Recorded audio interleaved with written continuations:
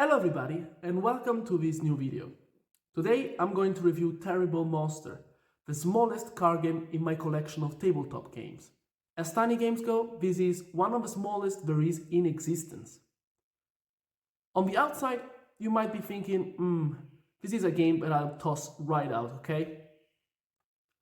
But in truth, there's a lot more to this little card game than meets the eye.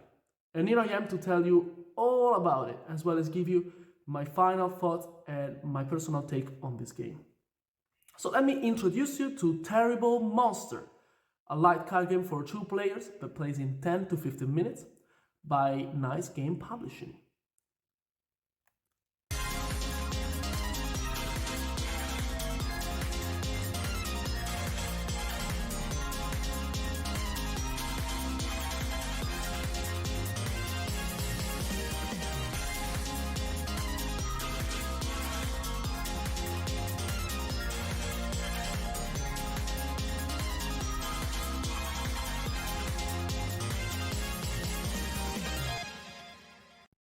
Terrible Monster the card game was originally invented by a Japanese guy who goes by the name of Shun Taguchi.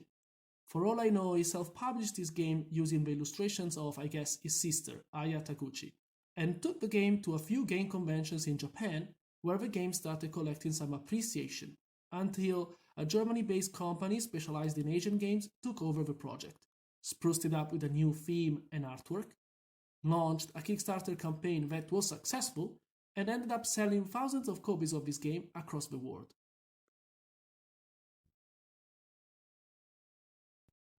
This is neither the version of the game made by Nice Game Publishing nor the original Japanese version made by Shun and Aya. This is my personal version. It plays just like the original, it features the same types of cards but just with different pictures and names on them. Good things come in threes, as the saying goes. So here is it, a third version of this microgame called Terrible Monster. The game consists of a deck of just 16 playing cards. The rest of the components include 2 additional sets of cards. The first set is used to keep track of the damage taken during the game. The second set includes shield cards that are used by both players as counters to mess with the opponent's actions. The object of the game is to reduce your opponent to 0 life points, inflicting a total of 4 wounds. At the start of the game, each player is dealt 4 claw marks that indicate the maximum number of wounds that a player can take before he is defeated. After taking 1 or more wounds, the player removes claw marks from the table accordingly to the number of wounds he has suffered. In the Kickstarter edition, instead of claw marks, you get tiny little cardboard tokens with the shape of a heart printed on them. In the Japanese edition, instead, you get nifty round cardboard chips with the symbol of a heart printed in the middle. The game also features a simple system for countering actions. At the start of the game, each player gets 2 counters, or shield cards. You can remove one of your counters to cancel a card effect or negate the evocation of a creature on the field. In addition, by playing 2 counters at once, you can counter a counter. This is called counterblock. In the Kickstarter version, instead of shield cards, the game includes counter tokens with a weird mask printed on them. In the Japanese edition, the game features cardboard chips with shields.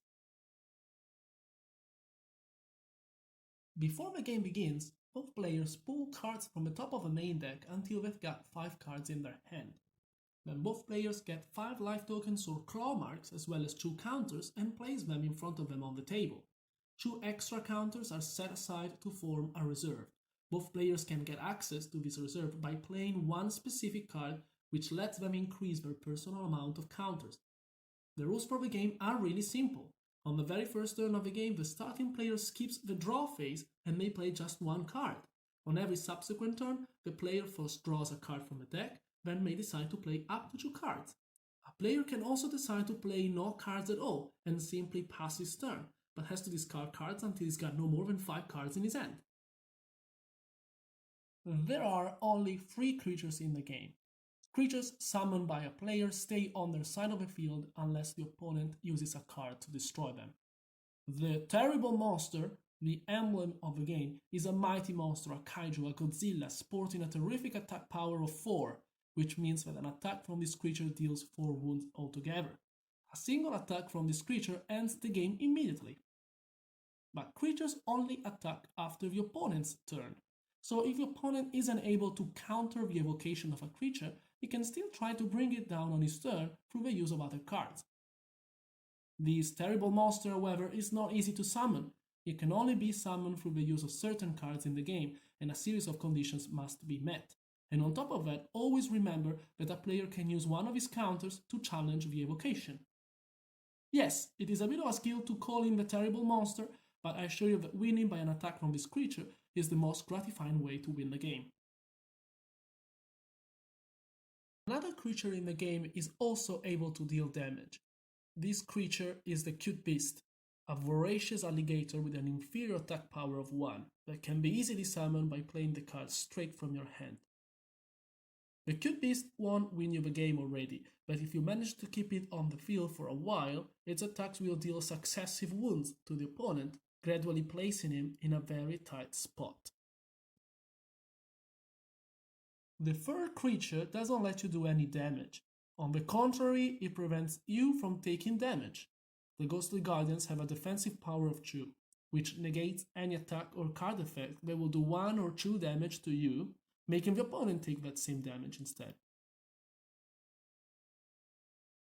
The third and last way in the game to inflict damage is by the use of the action card called Terrible Attack. Play this card from your hand as one of your actions, then discard it to inflict 2 straight wounds to your opponent. The following cards are all action cards. Most of them allow players to cycle through the deck and discard pile in search of a specific card.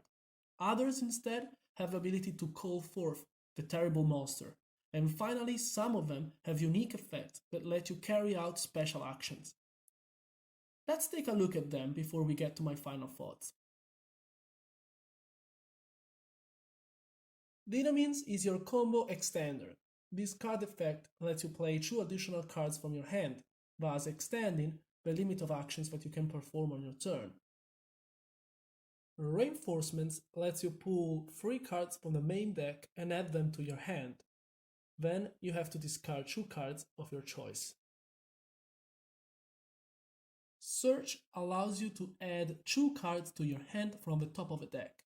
Then you have to discard 2 cards of your choice, and you may also play an additional card. Checklist lets you look at the deck for a card that you want and add it to your hand. Undead lets you recover a card from a discard pile to your hand. Back from the Dead lets you resurrect a creature from a discard pile. Summon is the ritual card for the evocation of a terrible monster. With this card you can summon the terrible monster as long as you have a monster card in your hand. Metamorphosis lets you swap the position of a terrible monster and the Cute Beast wherever they are, deck, discard pile, field or hand. Use this card to evolve the Cute Beast into the terrible monster. Landslide lets you destroy a creature controlled by the opponent. A Wrecking Ball lets you demolish a card in the opponent's hand. Take a look at his hand, pick a card, and just put it into the discard pile. Divination asks you to guess what the opponent has in his hand. If you suppose the opponent has a card that you'd like to steal from him, say the card name, and if you're right, the card becomes yours. Ammunition lets you take a counter from the reserve.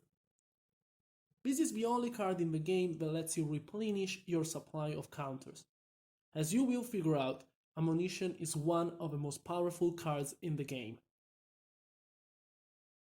Terrible Monster is a very interesting 2-player card game to be sure. The game plays in a very short time frame, and yet manages to pit two players against each other in a pretty intense battle, where every move is thoroughly thought over and where even the slightest misstep could be decisive. Given its short playtime, Terrible Monster is my go-to card game whenever I manage to have a brief pause on a busy day and I just want to unwind and engage in a quick match with a friend. Every time I play this game I have a lot of fun, and I know for sure that I could never go wrong proposing it to other people because Terrible Monster is very easy to teach, everybody picks up the rules in a snap, and the gaming experience is always up to par. I have heard many people comparing Terrible Monster with the godfather of card games, Magic the Gathering. They claim that this tiny little card game encapsulates pretty well the dynamics and strategies you might find in a match of Magic the Gathering, and also that the playstyle of the two games is similar to a certain extent. I honestly wouldn't go that far. I don't personally see any connections between these two games, apart from the fact that both the games are ultimately card games. And I didn't find the Terrible Monster played like the bare bones version of Magic the Gathering at all. I have also read several reviews that dismiss Terrible Monster as a game that is either too boring or too flat. I strongly disagree with them all, but I agree when they say that the theme and artwork could have been done better in the Kickstarter edition. The illustrations are too cartoonish and look too silly for my liking, and kind of get across the idea that this game is worth playing with kids only, which is completely untrue. Since I can play the Japanese version, which looks very nice to me, I decided not to purchase the actual game and resolved that I create my own version of it instead, imbuing the game with a look that would appeal to me and to the people I generally play games with.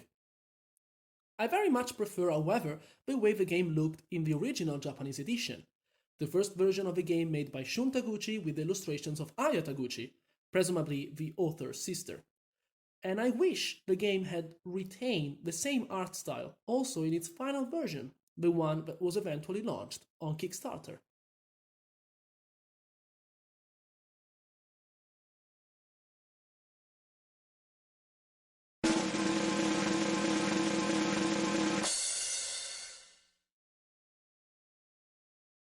In conclusion, a small card game with a big monster that I highly recommend to everyone.